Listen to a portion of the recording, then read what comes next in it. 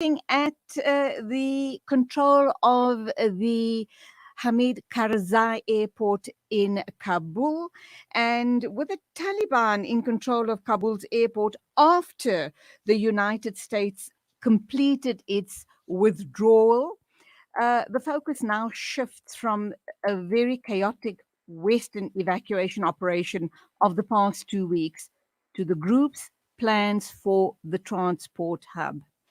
Mia Swart, morning. Welcome to the program. Great to be talking with you.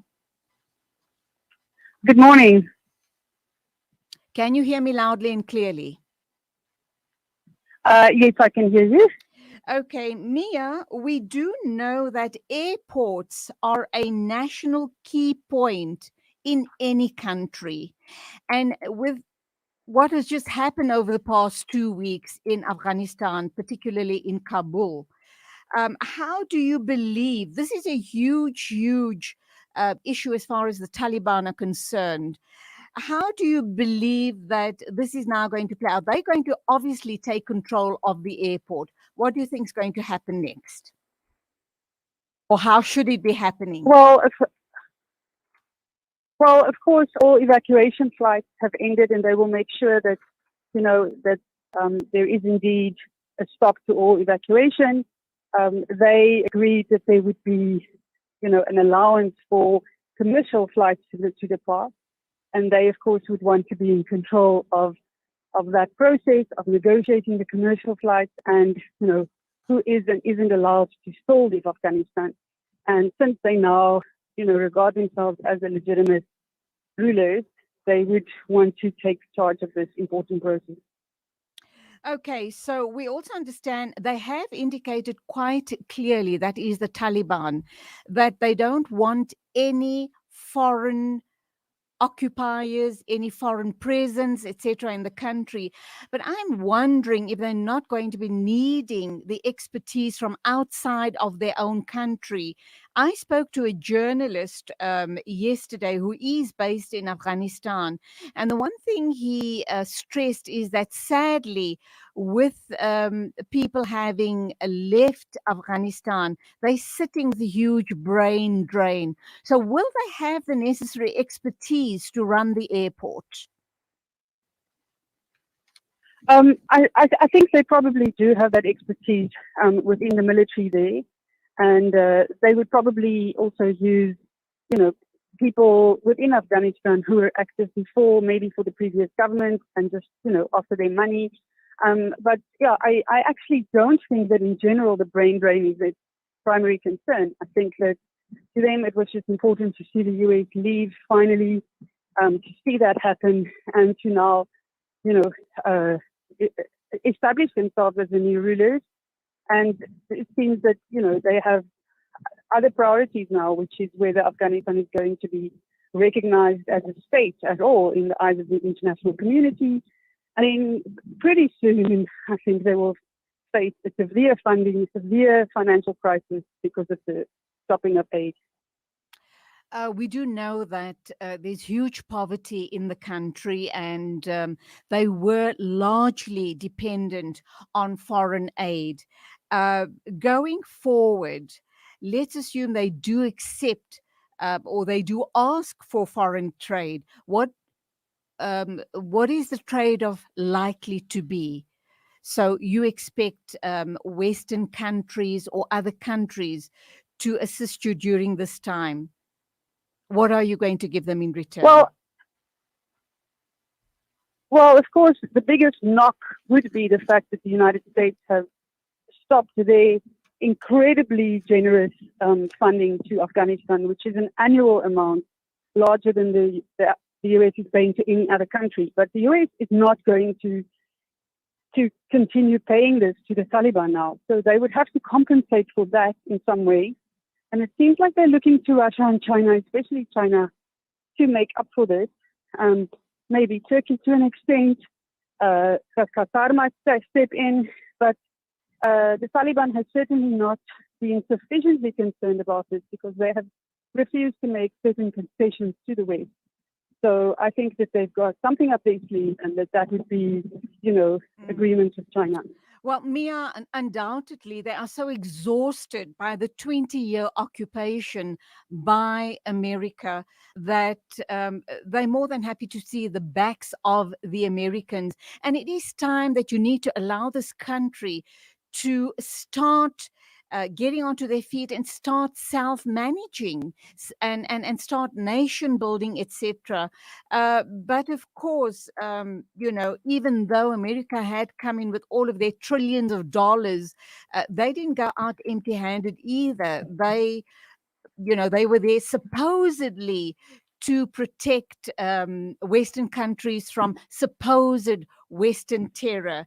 And whilst we're talking, against terrorists, not Western terror, a slip of the tongue, um, to protect Western countries from terrorists. Having said that, what does that scenario look like? And I'm throwing a whole lot at you. In terms of ISIS and the Taliban, we understand they're not exactly friends. ISIS has made several threats to the Taliban already. So if you want to start unpacking the aid issue and the dynamics between ISIS and the Taliban. Well, in terms of the aid, I do think that the US left pretty much empty-handed, and this has been something that has been repeated in the major media networks again and again. Is that this idea that America is leaving after 20 years for what? What did they really achieve in terms of even if they attempted some sort of regime change, establishing democracy, establishing a state that is fairly functional, not corrupt. This did not work. Also financially, it was a massive loss to them.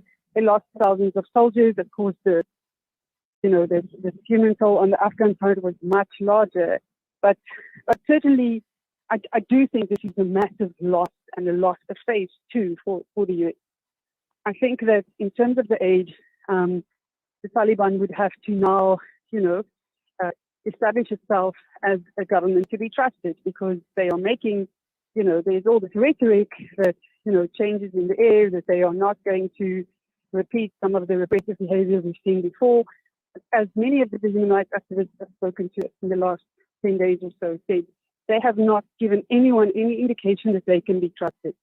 So I think that this is the only way for the US and for other Western countries to show that they have to assert themselves by withholding aid.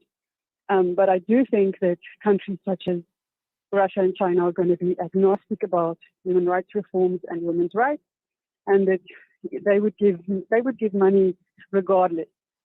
So that is going to be interesting to see how this plays out. In terms of the relationship between the Taliban and ISIS, I'd rather not comment. I think that at this point, this is not something that I have enough expertise on to comment. All right.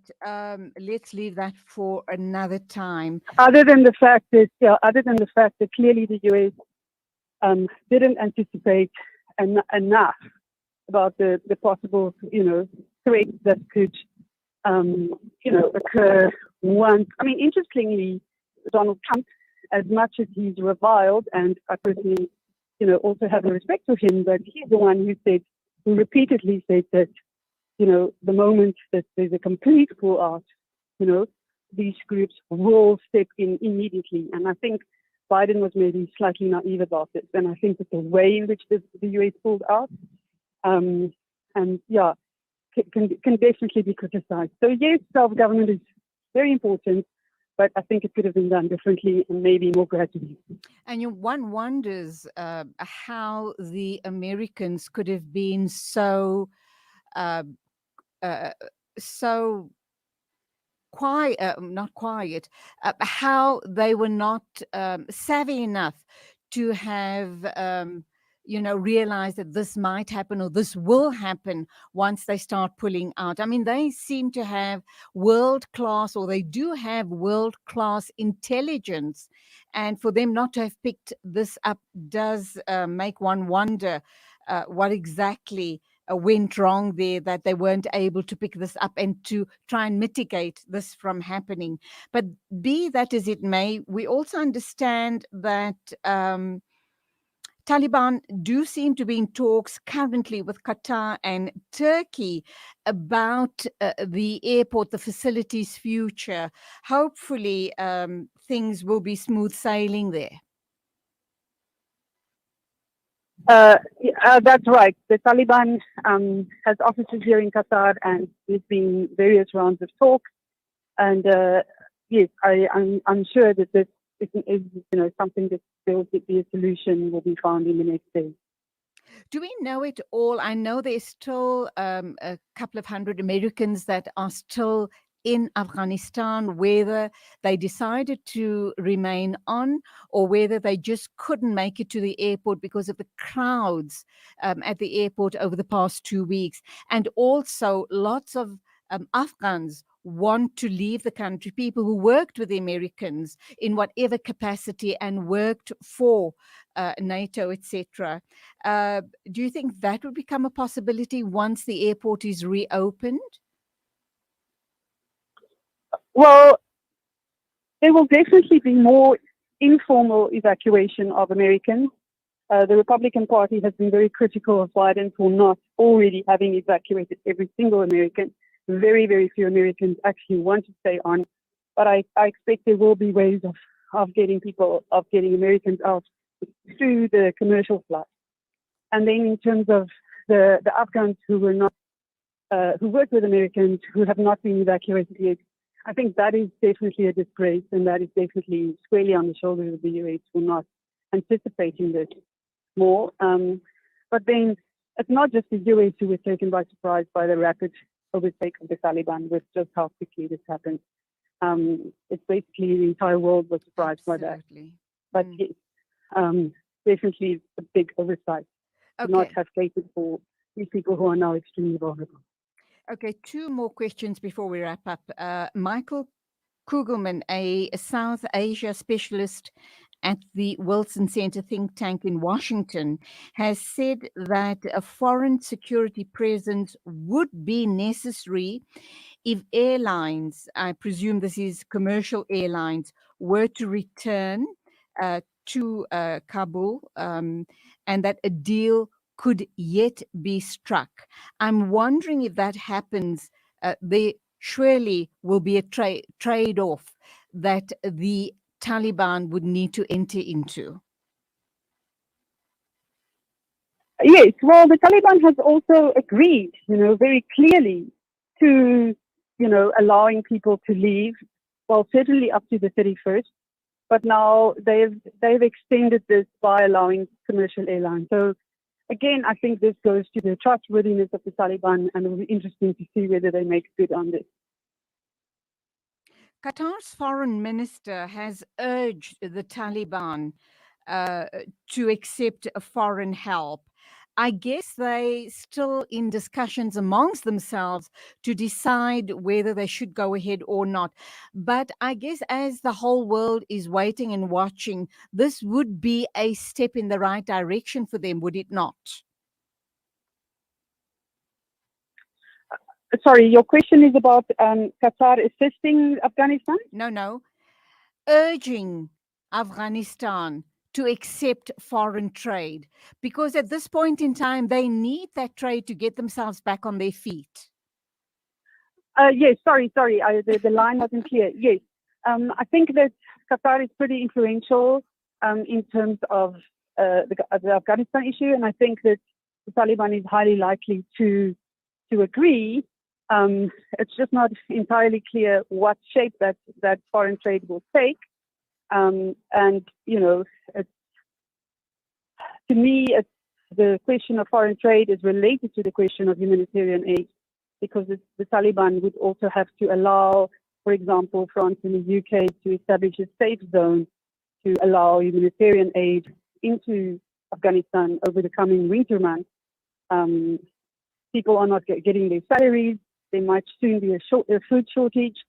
So one would hope that the Taliban will keep borders open, but they will probably just keep borders open with countries they regard as friendly. So for now, it's a wait and see, and the sooner they start getting their infrastructure, forming a coalition government, they can start operating and hopefully business as usual. Though I think it's going to take a couple of months before we do see that. Yeah, I don't actually see a coalition government being formed. I don't think that is something the Taliban is willing to do at this point. But it would be very positive if they are open to it.